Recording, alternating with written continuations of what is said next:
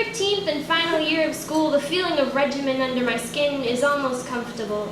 But for every time I felt at ease, there's been a jolt of irony to snap me back to reality. But never have I witnessed this struggle to a greater degree than when my high school English teacher decided to teach slam poetry. It all began when a classmate of mine, chest deep in the scheme of her rhyme, paused to exasperatedly gasp, "Can I say fuck?"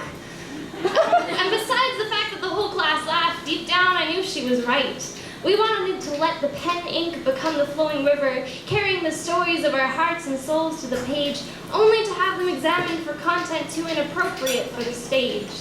The stage being the carpeted floor of the high school library, poorly attended lunch hour readings of student poetry, where the guest of honor, our principal, never actually showed, but if she ever did, we'd tiptoe on eggshells and prettily present words garnished with butterflies and rainbows.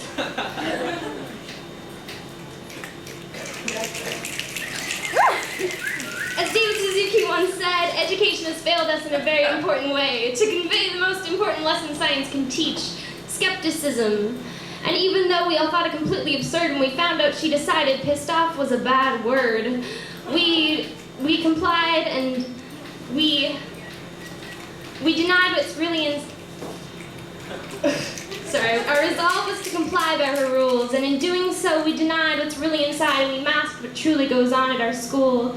While picking pretty adjectives to depict the colors of fall, there could be a drug deal going on down the hall. The echoes of our peers calling fag outside the library window while the gay kid behind the mic hides behind a buried metaphor about the colors of the rainbow. So at this time, I'd like to defeatedly ask you, dear principal, define open mic. Because in this building plagued with bullying, racism, and hallway fights, you've given us a safe place to speak, to just talk, to use our words, and to turn dark experiences from our past into beautiful poetry.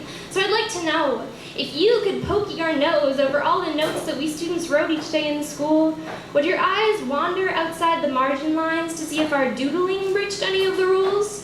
Because if so, then I'd like to point out that you'd be shifting your thinking outside of the box. And since you're all about action and not just talk, that sneaky peek over the margin line might get you exiled, not to your office, but to mine. Mine may not have four walls, but my desk will do just fine. You'll find me behind the invisible sign emblazoned with the title Class Skeptic. I may not have all the answers for you, but as always, I'll have questions.